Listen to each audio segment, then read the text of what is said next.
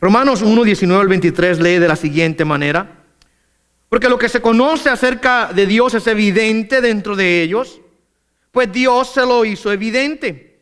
Porque desde la creación del mundo, sus atributos invisibles, su eterno poder y divinidad, se han visto con toda claridad, siendo entendidos por medio de lo creado, de manera que no tienen excusa.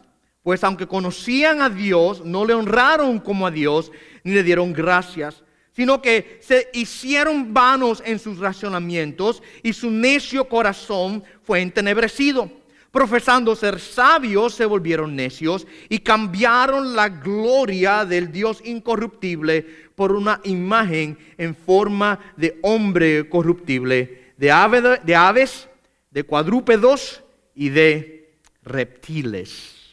La semana pasada estuvimos hablando acerca de la ira de Dios. Y yo les decía a ustedes que esto es uno de esos temas que por lo general nos hace un poco incómodos. Muchas personas no les gusta el tema. Es más, dentro de mucha de la predicación del Evangelio hoy día, muchas personas han borrado este mensaje de la ira de Dios. Mas sin embargo, vemos que inmediatamente después de Pablo darnos, por así decir, la tesis, el centro, el núcleo de su Evangelio, Romanos 1, 16 y 17, inmediatamente después comienza a hablarnos de las malas noticias. Nos da un resumen del Evangelio, el verso 16 y 17, y luego del verso 18 en adelante, hasta el final del capítulo número 3, Pablo lo que se concentra en hablar es de malas noticias, hablando acerca de la realidad de que el hombre está condenado en pecado. Y la necesidad de hablar de eso primero es tal, porque si no lo hacemos, entonces cuando le digamos a las personas, Dios te puede salvar, la pregunta es ¿de qué? ¿De qué Dios me salva? Y a menos que podamos contestar esa pregunta de manera apropiada, las personas no van a entender el Evangelio. El Evangelio es la buena noticia de que Dios nos salva. ¿De qué? Del pecado, de la muerte, del castigo eterno, pero final y al cabo Dios nos salva de su ira propia. Dios nos salva de sí mismo.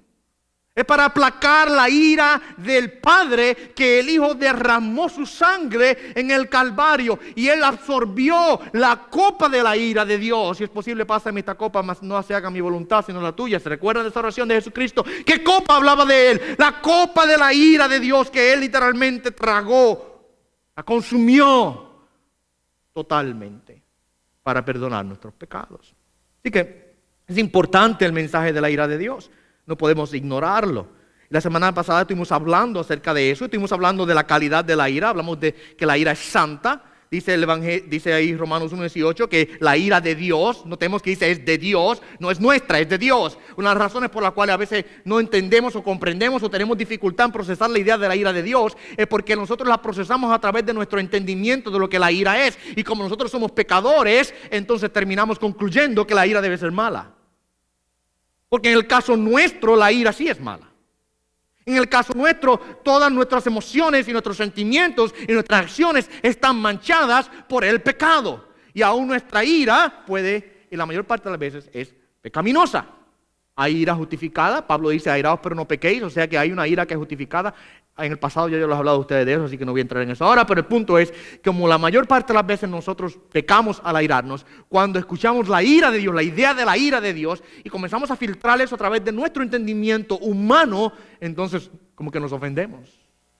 ¿Sí? Pero no, entendamos que la ira es santa porque es de Dios. Dios es una unidad.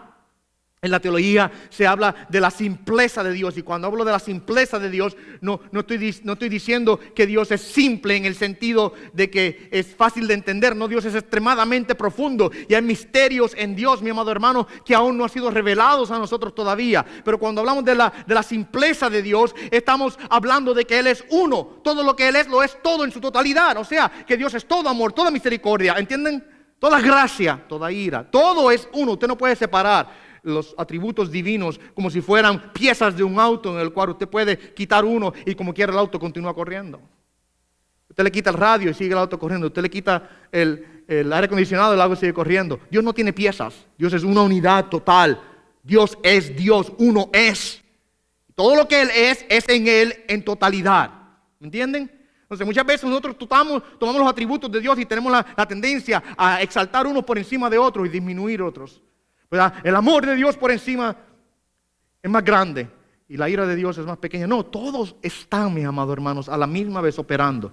Lo que sucede, una vez más, la gloria a Él, es que nosotros gozamos del amor de Dios de manera excesiva porque en Cristo hemos sido librados de su ira. ¿Entienden eso? Hemos sido librados de la ira en Cristo. Ahora entonces tengo el beneficio de su amor. De otra manera no lo tendría. Así que la ira de Dios es santa, la ira de Dios es constante, dice Pablo que es revelada, o sea que constantemente Dios está revelando, ha estado revelando y revelará su ira. Y eso vimos lo que Dios hizo en el pasado. Dios ha revelado su ira desde el inicio, juzgó a Adán y a Eva en el huerto, tomó a Noé, lo metió en un arca y cogió al resto de la humanidad y la ahogó. Y vemos a través del Antiguo Testamento diferentes narrativas acerca de la demostración de la ira de Dios. Pero la demostración más grande de su ira podemos decir que estuvo, más suprema, estuvo allí en el Calvario cuando literalmente derramó toda la copa de la ira de Dios sobre el Hijo. Y no solamente lo que Él hizo, sino lo que Él hará. La palabra promete que Dios está acumulando ira para derramarla en el tiempo final. Así que la ira de Dios es revelada desde el cielo, es el origen de la ira. Dios ha establecido un orden moral en el cual aún en este momento aquí en la tierra su ira se manifiesta a través de ese orden moral. El que siembra, cosecha. Y eso es parte del orden creativo de Dios. Dios estableció un orden moral que si haces lo malo, a veces con el tiempo vas a cosechar lo que sembraste. Recibes la retribución de tu pecado.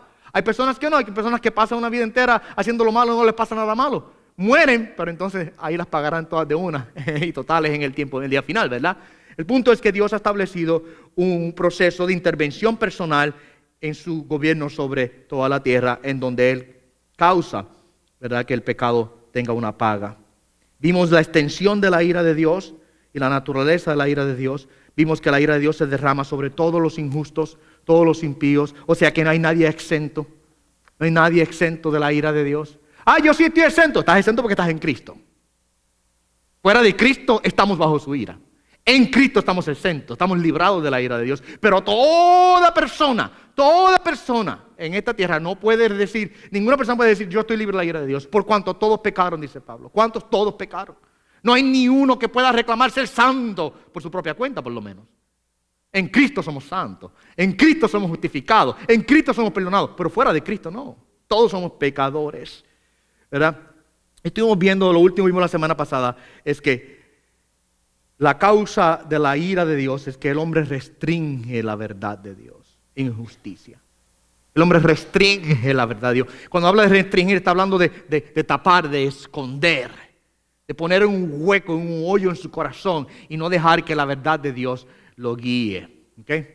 Ahora, en esta mañana, es un repaso rápido de la semana pasada, en esta mañana vamos a continuar examinando este concepto de la ira de Dios. Y específicamente Pablo está aquí interesado en hablarnos a nosotros acerca de la justificación de la ira de Dios. ¿Qué quiere decir eso? ¿Está Dios justificado? ¿Está Dios justificado en estar airado en contra del pecado y el pecador?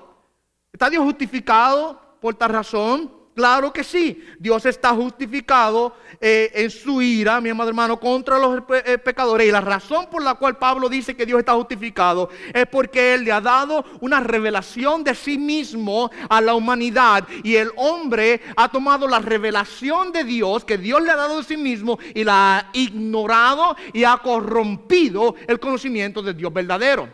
Así que Dios está justificado porque el hombre conoce a Dios, pero aunque conoce a Dios, como dice Pablo aquí, no le honra como a Dios.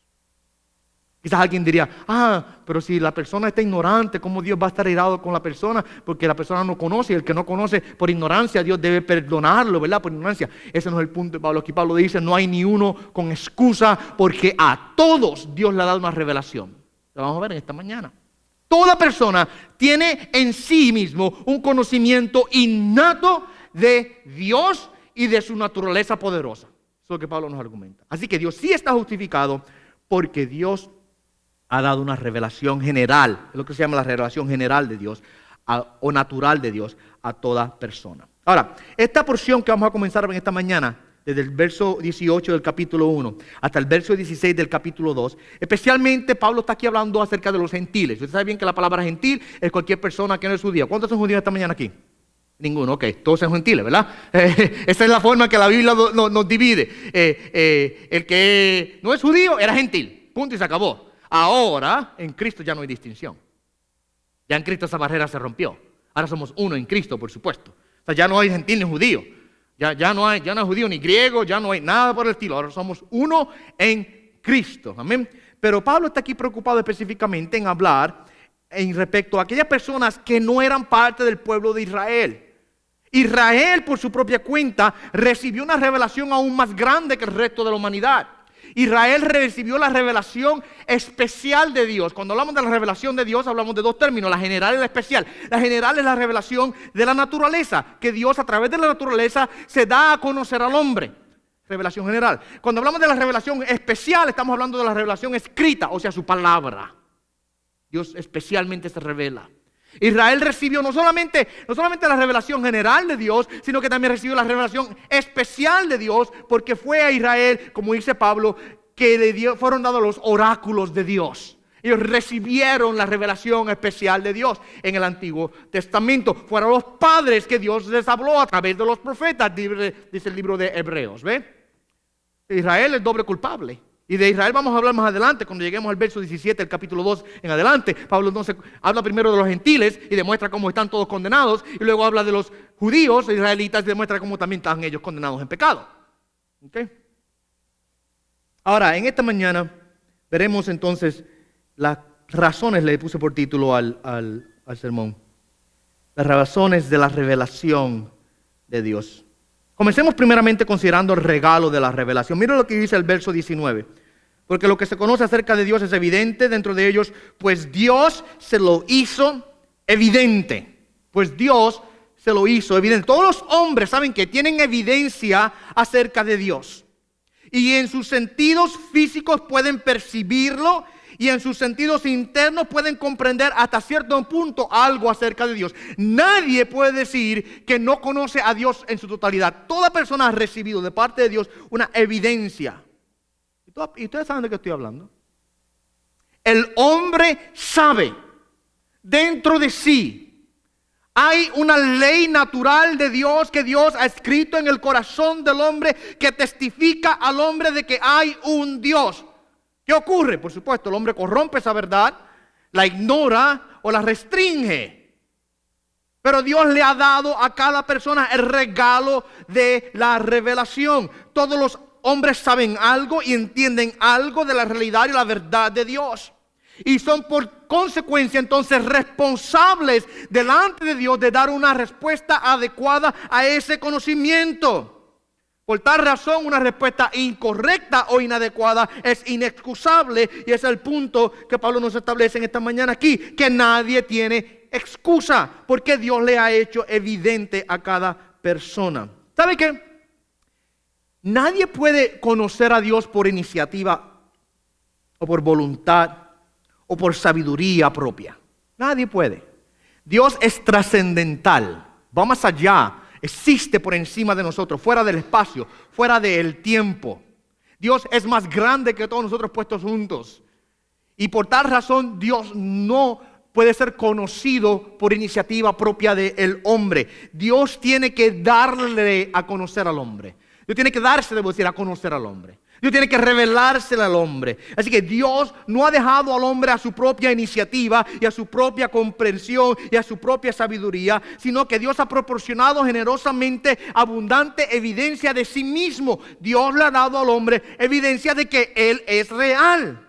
Él se ha hecho a los hombres evidente de manera sobrenatural y de manera universal. Así que ninguna persona puede alegar ignorancia acerca de Dios.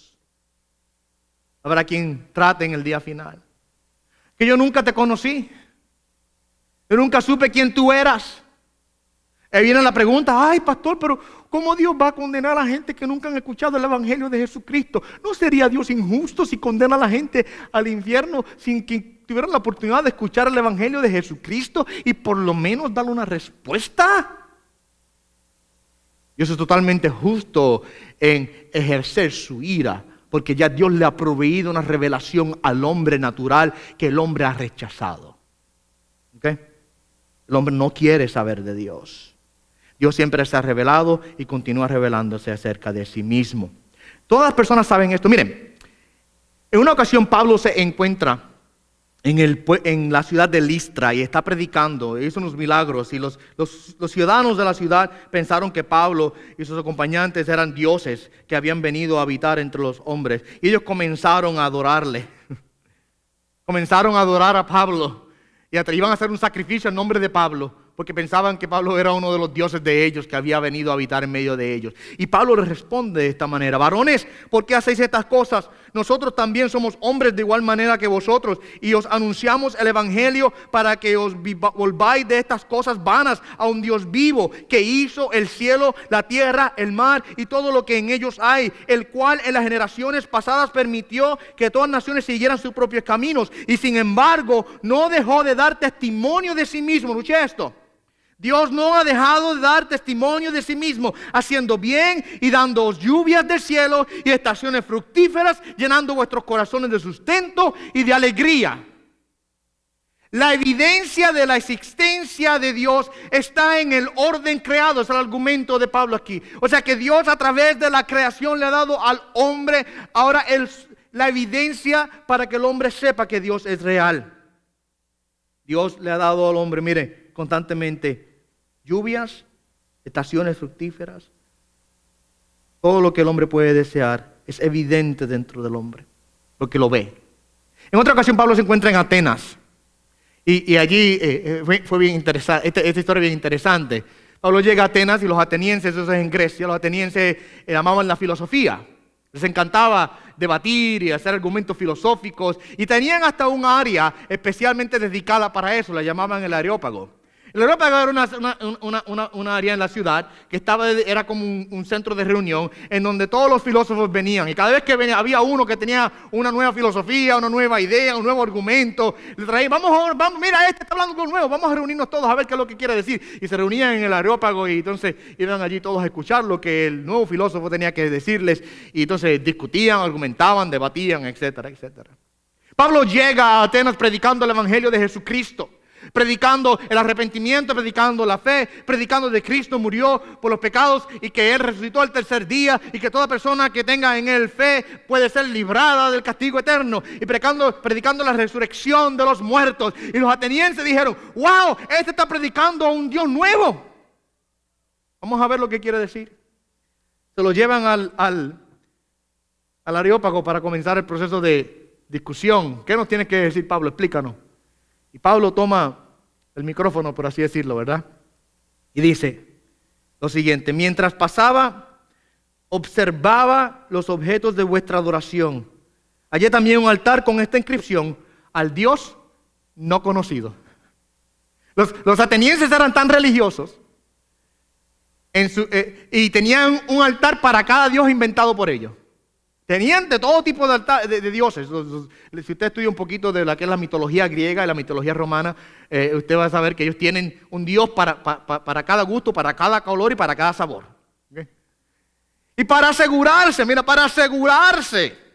de que no se le olvidara a ninguno, hicieron un altar al Dios que ellos no conocían, al Dios no conocido. Mire cómo está la evidencia en el corazón del hombre acerca de la existencia de Dios. Y Pablo dice a ellos: pues a este Dios que ustedes adoran sin conocer, ese es el que yo os anuncio. Ese Dios que ustedes no conocen es el que yo vengo a predicarles. El Dios que hizo el mundo y todo lo que en él hay, puesto que Él es Señor del cielo y de la tierra. No mora en templos hechos por manos de hombre, ni es servido por manos humanas como si necesitara de algo, puesto que Él da a todos vida y aliento y todas las cosas. Y de uno hizo todas las naciones del mundo para que habitaran sobre la faz de la tierra, habiendo determinado sus tiempos señalados, sus límites de su habitación, para que buscaran a Dios y de alguna manera palpando le hallen, aunque no está lejos de ninguno de nosotros, porque en Él vivimos, nos movemos y existimos, así como algunos de vuestros mismos profetas han dicho, porque también nosotros somos linaje suyo. Pablo les dice: ustedes tienen una evidencia dentro de sí de este Dios creador de todas las cosas, que se le ha revelado a ustedes a través de la revelación general, pero ustedes no lo conocen por nombre y miran hasta el punto que han llegado a hacerle un altar. Y ese es el Dios que yo quiero predicarles. El punto es este: el hombre tiene mis amados hermanos. Una revelación de Dios. Veamos el contenido de esta revelación. Cómo Dios ha traído la revelación y cuál es el contenido de esta revelación. Mira el verso número 20. Porque desde la creación del mundo, y una vez más aquí haciendo referencia al hecho de que Dios se revela a través del orden creado. Lo que es evidente de Dios, Dios se lo ha hecho evidente al hombre. ¿Cómo se lo ha hecho evidente al hombre? Porque desde la creación del mundo. Cuando usted observa la naturaleza, cuando usted mira alrededor, usted puede llegar a la conclusión, y en un segundo hablar un poco más de esto, de que Dios es real. Mira lo que dice Pablo. Esta revelación natural de Dios nos da a conocer a nosotros sus atributos invisibles, su eterno poder y divinidad. Se han visto con toda claridad, siendo entendidos por medio de lo creado, de manera que no hay excusa. Dios le ha dado al hombre una revelación de su poder y sus atributos invisibles. Charles Hodge escribe lo siguiente: Dios, por lo tanto, nunca se ha dejado sin un testigo. Su existencia y sus perfecciones se han manifestado de tal manera que sus criaturas racionales están obligadas a reconocerlo y adorarlo como el verdadero y único Dios. Dios ha dado a través de la creación un testigo universal de su poder y de su majestad. ¿Okay? Ahora, la creación no es un testigo completo de Dios, es un testigo de Dios, pero no es un testigo completo de Dios. La creación nos revela a nosotros cosas como el poder de Dios y la inteligencia, la sabiduría, pero no nos habla acerca de quién es Él, cuál es su nombre, etcétera, etcétera. Para eso es la revelación especial de Dios. La revelación especial de Dios en su palabra nos habla acerca de quién es Él por nombre y apellido ahora. Pero la revelación general de Dios en la creación nos da suficiente revelación para que nosotros podamos ser responsables delante de Dios. Ese es el propósito de la revelación natural. Darnos suficiente revelación para que nadie tenga excusa delante de Dios. Nadie puede llegar delante de la presencia de Dios y decirle: Dios, yo nunca escuché de ti, así que tú me tienes que excusar. No, nadie tiene excusa porque Dios se dio a conocer a través de la revelación general de Él. Su poder, su majestad se ve en las cosas creadas. ¿Sabe que a mí siempre me ha sorprendido las personas que pueden ver la belleza de todo lo creado y comprender las majestades, mis amados hermanos, tan profundas que están en toda la creación? Desde los estudios científicos de la biología, la astronomía, etcétera, etcétera. Y podemos entrar en todo, en detalles de poder describir todos los aspectos del orden creado. Todo tipo de ciencia, química y matemáticas y físicas y etcétera, etcétera. Y las profundidades de cada una de ellas. Me sorprende cuántas personas pueden examinar estas verdades y llegar a comprender lo grandes que son, lo complicadas que son, y luego llegar a la conclusión de que Dios no existe. Es como que contraproducente. Es que como que contrario. El que una persona pueda estudiar, por ejemplo, el cuerpo humano y todos los miembros de que lo componen y todas las profundidades del mismo, y luego decir: eso se hizo por sí mismo. ¿Cómo es posible que una persona puede observar el espacio y el universo y todas las galaxias y poder maravillarse? Porque a mí me encanta. Una de las cosas, no sé si ustedes ven algún día mis teléfonos, mis tabletas, mis celulares, yo siempre tengo un background casi siempre del espacio o de algún landscape de la Tierra. Me encantan esas imágenes. Realmente esas imágenes del espacio que son tan hermosas. De la Vía Láctea, por ejemplo. ¡Qué preciosidad! Es como tan sorprendente. Y luego cuando comenzamos a entender que la cantidad de estrellas en nuestro universo es incontable. ¿Okay? Incontable. Son trillones. Cuando comenzamos a entender lo grande, lo amplio que es nuestro universo, mi amado hermano, y nosotros somos un pequeño granito de arena en una esquina. Y no solamente en el universo, sino aún en los ámbitos microscópicos que tenemos criaturas que son tan y tan pequeñas que son invisibles al ojo humano, que necesitamos utilizar instrumentos especiales para poderlas ver. y que hay un universo entero allí dentro. Eso es maravilloso. Y luego de estudiar todo eso, llego a la conclusión de que Dios no existe. De que todas esas cosas se hicieron por sí mismas. No hace ningún sentido. ¿Sabe qué? Para el científico que ha vivido por su fe en el poder de la razón, la historia termina en una pesadilla. Él ha escalado las montañas de la ignorancia hasta el punto de conquistar el pico más alto, y cuando se acerca a la roca final, en el momento de poder entender el origen de todas las cosas y contestar las preguntas más profundas, se encuentra con un grupo de teólogos que han estado allí por siglos. ¿Qué quiere decir eso? Que al final y al cabo todas las cosas nos llevan ¿a quién? A Dios. Toda la revelación de la creación, el poder, mi amado hermano, nos lleva a un Dios que existe. Ahora, ¿qué hace el hombre con esto? ¿Qué es la respuesta del hombre a la revelación de Dios que tiene claramente dada? Mira lo que dice Pablo, que el eterno poder y divinidad se han visto con toda claridad a través de lo creado. Es clara la evidencia, no es oscura, es clara. ¿Ok? Miren, antes de seguir a la próxima. ¿Ustedes han escuchado lo que el ADN es? ¿Ustedes han escuchado del ADN, verdad?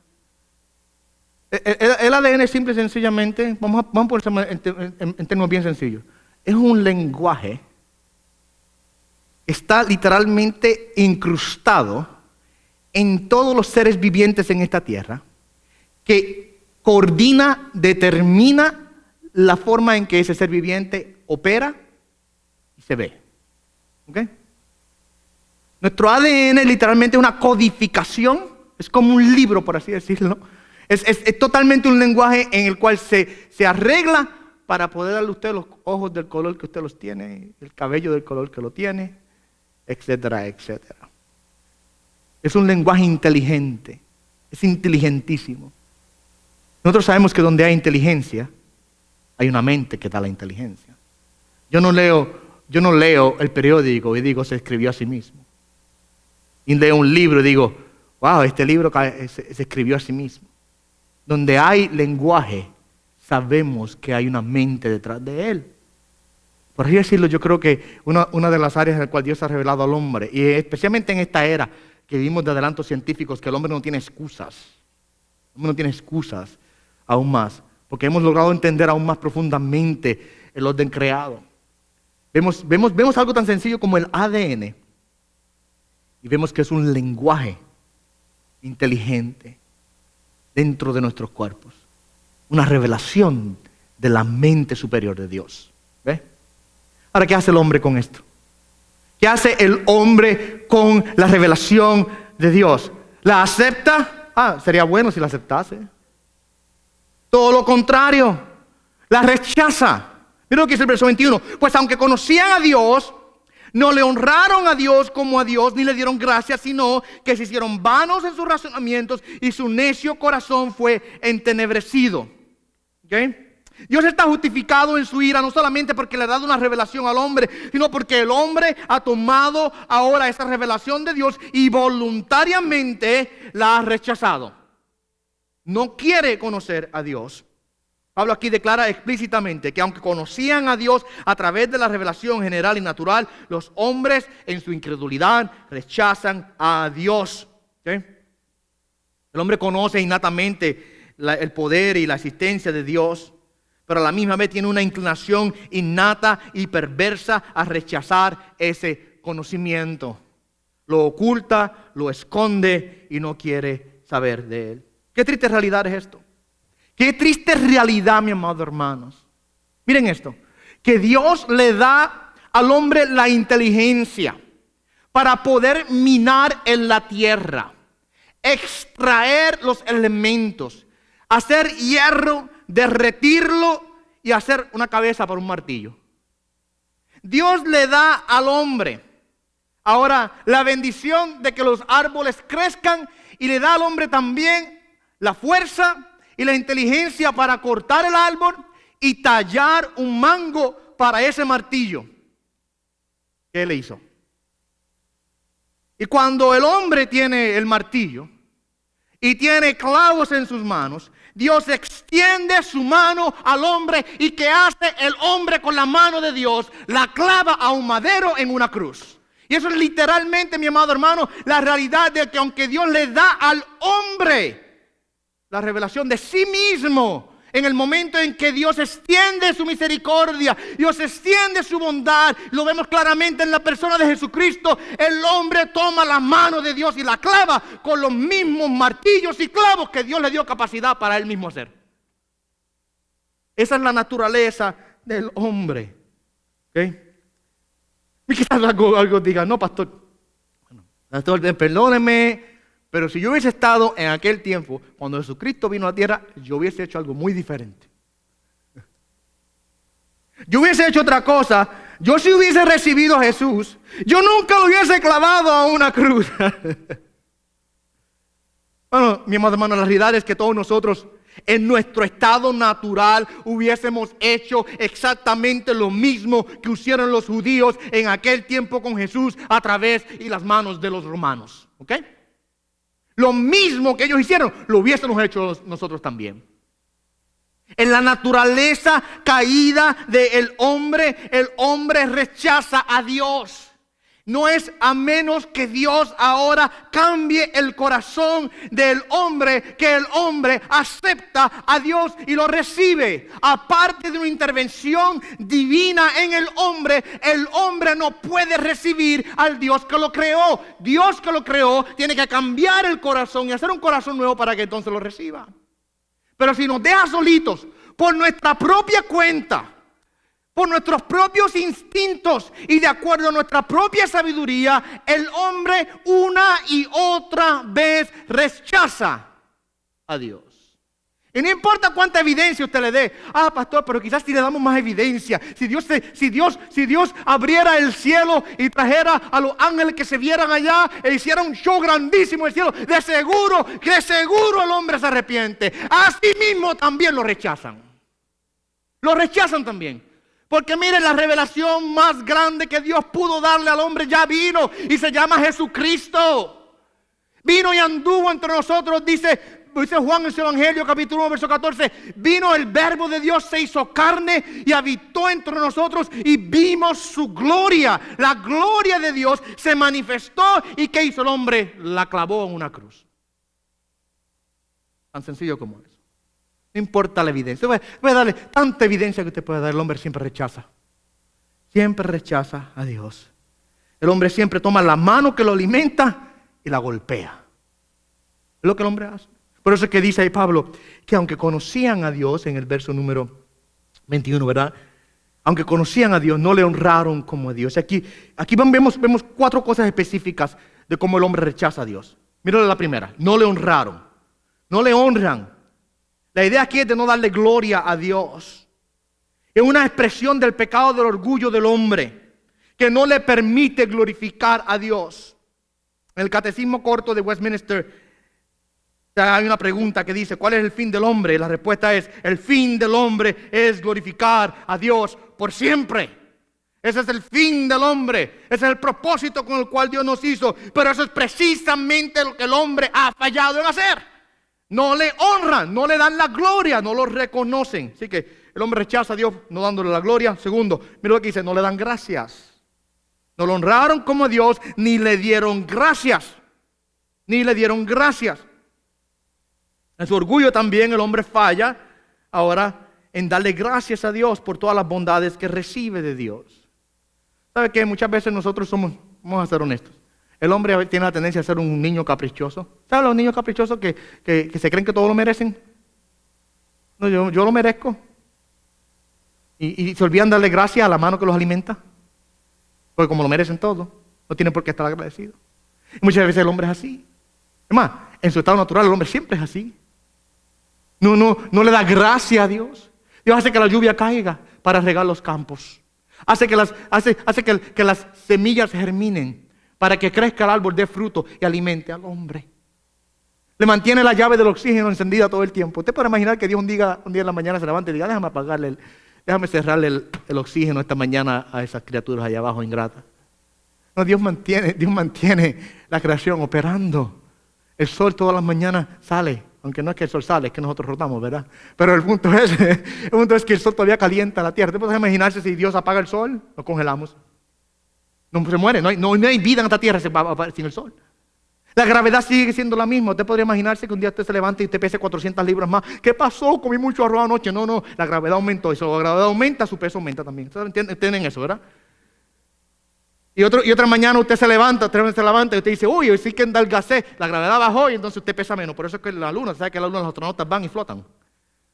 Porque la gravedad es menor. Un salto, pueden saltar 50 pies de altura sin problema. Dios mantiene la gravedad siempre al mismo nivel para que podamos operar.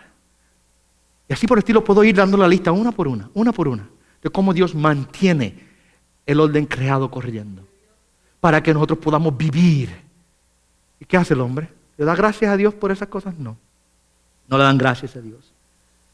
Otra cosa que de manera en que el hombre rechaza a Dios es que se hace vano en su razonamiento. Rechazar a Dios es rechazar la realidad más grande del universo, la realidad que da el único verdadero significado, propósito y comprensión a todas las otras cosas. Negarse a conocer a Dios y reconocerlo a Él y a que su verdad nos guíe en nuestras mentes. Los hombres ahora pecadores están condenados a la búsqueda inútil de sabiduría a través de varias especulaciones humanas que conducen solo a la falsedad y por tanto a una mayor incredulidad y maldad. El término aquí especulación que Pablo utiliza abarca los razonamientos impíos del hombre. Mira lo que él dice ahí, sino que se hicieron vanos en sus razonamientos o especulaciones. Su forma de pensar se hizo vana. La mente, mi amado hermano, depravada del hombre no puede producir ningún pensamiento digno de la gloria de Dios. Ay, pastor, pero hay gente muy inteligente. Sí, no estoy hablando de la inteligencia. Dios ha hecho al hombre inteligente. Eso es una característica que Dios le ha dado nata al hombre. Y lo vemos a través de los avances tecnológicos que tenemos hoy día, mi amado hermano. Es increíble la inteligencia que Dios le ha dado al hombre. Y cómo podemos usar esa inteligencia de manera pragmática, práctica ahora, para hacer cosas, inventarnos cosas que hacen nuestra vida más fácil y sencilla. Mucha gente dice, yo quisiera haber nacido en los años tales por allá. No, me gusta hoy día, tengo aire acondicionado, tengo un auto. Antes íbamos a caballo, hoy vamos en auto, ¿verdad? Antes no tenía remedio que tomar un barco para cruzar de aquí a Europa. Hoy día usted se monta y en un par de horas usted está allá. O a sus países de orígenes. Estamos bien. El hombre tiene inteligencia para hacer cosas. El punto es que en su razonamiento filosófico, sus ideologías, el hombre sin Dios es vano. Lo que produce son tonterías.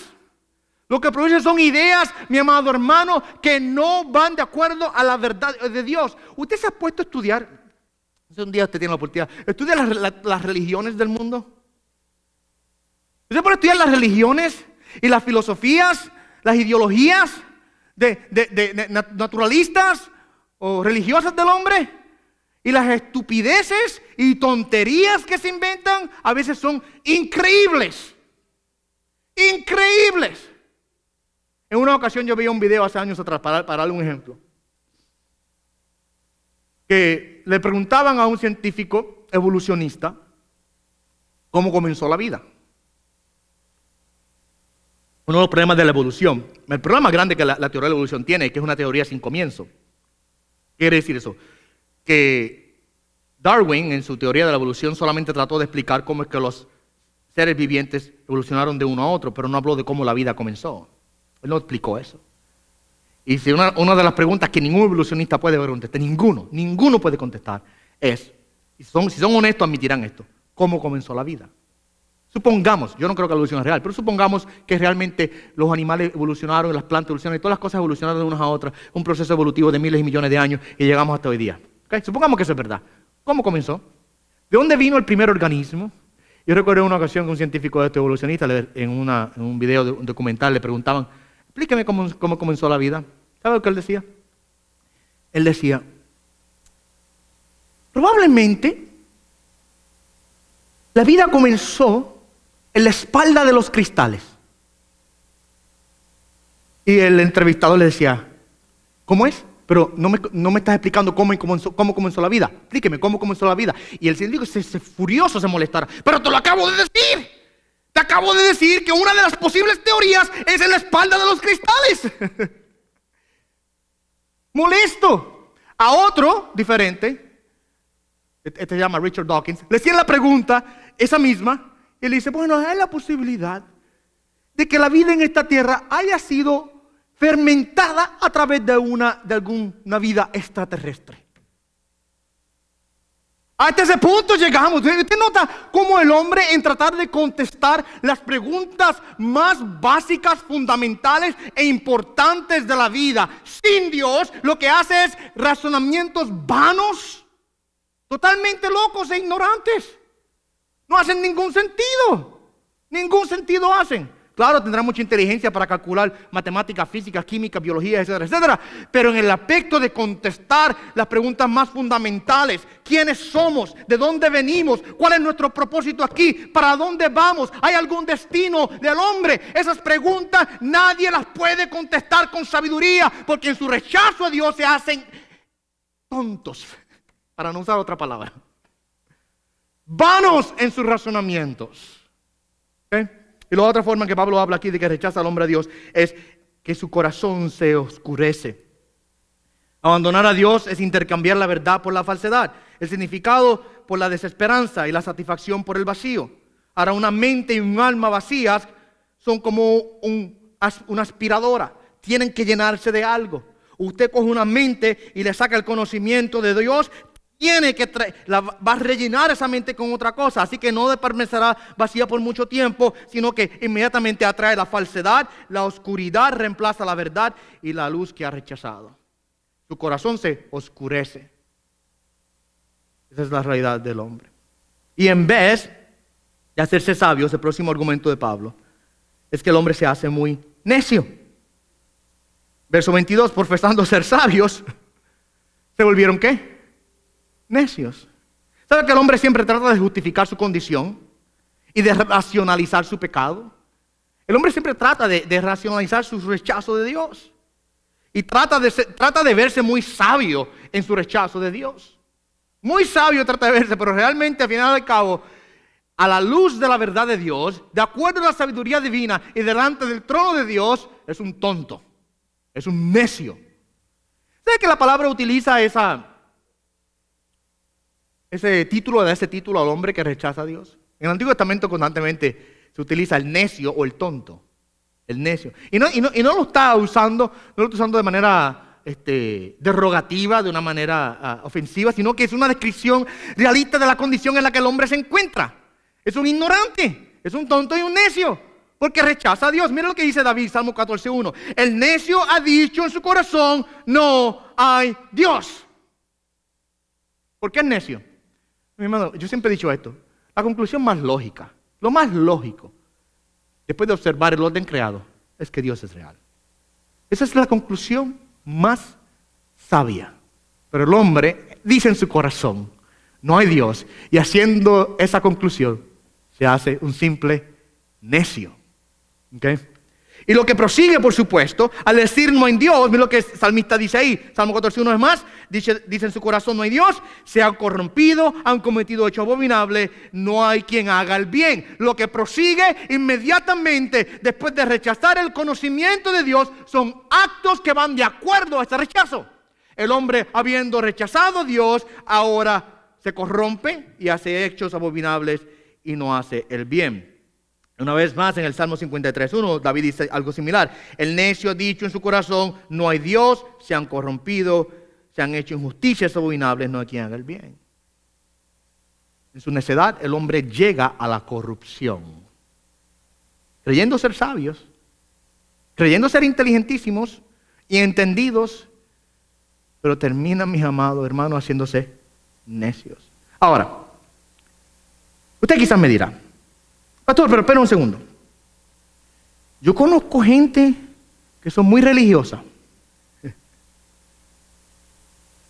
Yo conozco gente que creen en Dios. Así que no todos rechazan a Dios. ¿Ve, pastor? Hay personas que no van a la iglesia, no creen el Evangelio, pero hay gente que creen en Dios.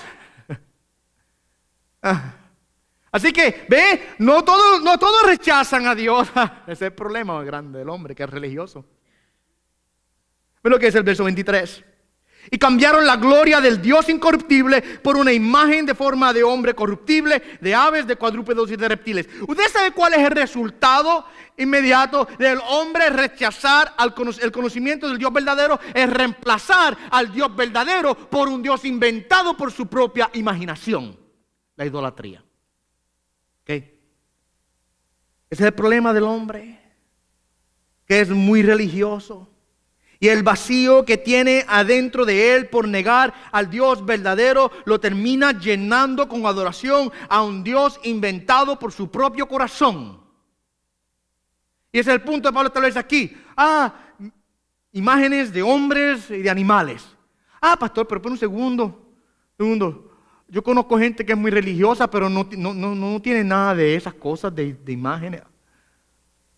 Si usted piensa que la idolatría se limita solamente a tallar una imagen y postrarse delante de ella, usted no ha entendido el centro, el núcleo de la idolatría. Permíteme citarle, esta cita va a ser un poco larga. A.W. Tozer, en su libro El conocimiento de los santos, es un libro corto, no muy extenso, pero muy bueno. Si usted tiene oportunidad de leerlo algún día, en inglés, se escribió ligeramente en inglés, The Knowledge of the Holy. Él escribe lo siguiente.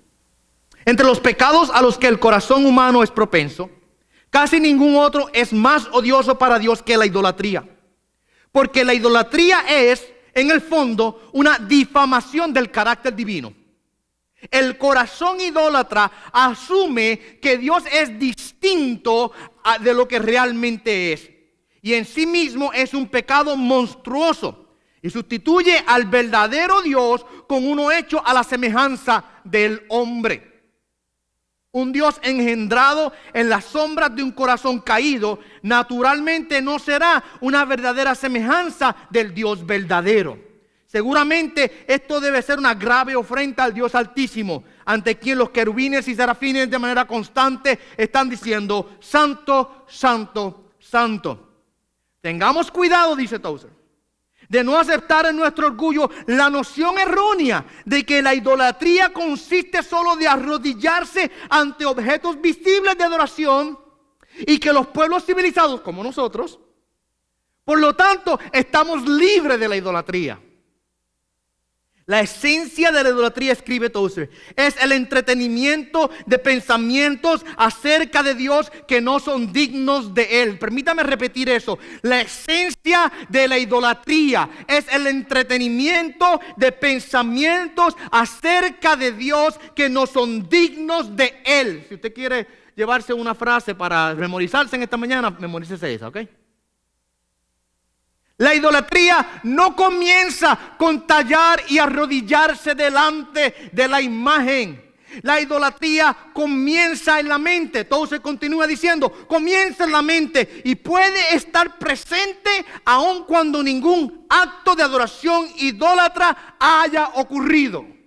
O sea, que la idolatría existe en el corazón del hombre aun cuando el hombre no se arrodille delante de ídolos. Porque la esencia de la misma está en el corazón y es el yo asumir que Dios es diferente a lo que realmente es Él. Continúa Tozer diciendo, Pablo escribe que aunque conocieron a Dios, no le honraron a Dios ni le dieron gracias, sino que se hicieron vanos en sus razonamientos y su necio corazón fue entenebrecido. Luego siguió la adoración de los ídolos creados a semejanza de los hombres y de los otros animales. Pero esta serie de actos degradantes comenzó en la mente. Las ideas erróneas acerca de Dios no solo son la fuente de la cual fluyen las aguas contaminadas de la idolatría, son en sí mismas idólatras. La idolatría simplemente imagina cosas acerca de Dios y actúa como si fueran verdad. La idolatría simplemente imagina cosas acerca de Dios, se inventa cosas acerca de Dios y actúa como si fueran verdad. Y que la próxima vez que alguien diga, yo creo en Dios, la pregunta que hay que hacer es, ¿en cuál? ¿En el de la Biblia o en el que tú te has inventado de acuerdo a tus propias tradiciones, tus costumbres, tus culturas, tu imaginación, tus filosofías o tus ideologías? Hay que tener cuidado, porque aún personas que dicen ser religiosos, en su profundo corazón son idólatras. Allá adentro, la profundidad de su ser, son idólatras, porque se han inventado cosas acerca de Dios que no son reales. ¿Y saben qué? ¿Saben qué? Nosotros como creyentes aún tenemos que cuidarnos de este pecado. Tenemos que guardarnos de no caer en el error de yo hacerme ideas acerca de Dios que no son dignas de Dios, porque si en mi mente, en mi corazón hay ideas acerca de Dios que no son de Él, estoy cometiendo el pecado de idolatría, porque estoy creando en mi corazón un Dios que no es el Dios verdadero. ¿Ven eso? Y eso es muy común. Eso es muy común dentro de la cultura, especialmente nuestra hispana. La religiosidad abarca por todos lugares. Somos criados dentro de la religión. Y tantas personas crecen con la noción de Dios, pero cuando usted indaga e investiga, pregunta y trata de descifrar lo que ellos creen acerca de Dios, usted va a darse cuenta que ese no es el Dios de la Biblia. Usted se da cuenta que ese no es el Jesucristo que murió por nuestros pecados. Se da cuenta que es un Jesucristo inventado a la imaginación del hombre, de acuerdo a su imaginación. Es un Dios que va de acuerdo al estado del hombre. El corazón engañoso del hombre se lo ha inventado y hecho a sí mismo. Nos convertimos todos en Gepetos. ¿Se acuerdan de Gepeto? La historia de Pinocho, ¿se acuerdan de la historia de Pinocho? Papá Gepeto se hizo un títere, ¿verdad? Que lo controlaba como él quería. Y nosotros muchas veces terminamos haciendo lo mismo con Dios. El hombre hace eso mismo con Dios. Toma a Dios en su mente y se inventa un Dios que él pueda controlar, que él pueda manipular, que pueda hacer que haga lo que él quiere que Dios haga. Y muchas personas en el mundo hoy día están en ese mismo pecado. Y me temo decir esto, que muchas personas, aún dentro de lo que se llama iglesia, están en ese mismo pecado. Se han inventado un Dios que no es el Dios de la Biblia y adoran en altares, adoran en lugares de reunión a un Dios falso. Especialmente me viene a la mente el caso de las iglesias que predican el evangelio de la prosperidad. Profesan glorificar a Dios, pero realmente no hacen eso. El Dios que ellos han hecho es un Dios inventado por sí mismos. Lo que practican realmente es idolatría, porque no es el Dios de la Biblia, no es el Dios y el Jesucristo de la palabra. ¿Okay? Para concluir, yo les decía a ustedes la semana pasada que estas verdades que hemos venido discutiendo y que estaremos discutiendo en las próximas semanas, no crean que aquí termino, son dolorosas, son difíciles de procesar, pero a la misma vez son necesarias. Son necesarias. Es como cuando usted va al doctor y el doctor le tiene que explicar a usted las malas noticias. Siéntate ahí. Te tengo que explicar lo que pasa. No, pues doctor, no quiero escuchar. Solamente deme la medicina ya. No me explique lo que me pasa. Sería bien contraproducente, ¿verdad? No entender.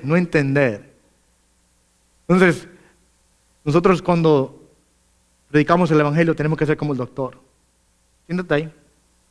Tengo que explicar la condición en la que te encuentras para poder darte la medicina que te va a curar. ¿Ve? Les digo a ustedes, son muy necesarias estas verdades. En relación a la ira de Dios, les dije a ustedes, no solamente es necesaria para el evangelismo, sino que también es necesaria para la adoración. Porque cuando yo comprendo de dónde he sido librado, estoy más agradecido a dónde he sido puesto. Cuando entiendo la gravedad del pecado y donde Dios me sacó, más gloria le daré a su nombre por la gracia inmerecida que ha puesto sobre mi vida. Cuando conozco de dónde fui librado, más gratitud tengo por él. Ahora, en relación a este tema que hemos discutido hoy, es importante que nosotros lo entendamos porque nos ayuda a comprender la condición del hombre. No solamente hoy, como dije, las próximas semanas Pablo va a hablar acerca de la condición del hombre. Es importante que nosotros entendamos la condición del hombre. ¿Por qué? No solamente para el evangelismo, para poder explicar bien el evangelio. Es importante que entendamos la condición del hombre porque de esa manera no nos vamos a enorgullecer pensando que somos mejores que los demás. Oh, eso es grave. Yo sí fui bueno, yo sí vine a Cristo. Pues yo no era como ellos, yo no estaba en ese grupo, yo no hice las cosas que ellos, dice Pablo, que ellos hacen. Y podemos caer en el pecado de enorgullecernos y entonces tener un entendimiento corrupto del evangelio. Mi amado hermano, un entendimiento apropiado de la corrupción del hombre es necesario para tener un entendimiento apropiado del evangelio. Si yo no entiendo quién es el hombre, si yo no tengo una antropología bíblica, antropología quiere decir el estudio del hombre, si yo no tengo una antropología bíblica, el evangelio no se me hace claro. Si yo no comprendo las verdades básicas, por cuanto todos pecaron, no hay ni uno bueno, no hay quien busque a Dios, que eso lo vamos a ver más adelante. Si yo no comprendo que el hombre en su estado natural rechaza la mano que le da vida, entonces puedo caer en el error de pensar que yo soy mejor que los demás y que yo realmente, por mi propia cuenta, yo alcancé a Dios. Pero cuando comprendo, mis amados, la realidad de que todos estábamos en el mismo lugar, entonces puedo llegar a entender la conclusión que me librará del orgullo, y es que si estoy en Cristo es porque Él me sacó de mi condición y me trajo a Él. Amén.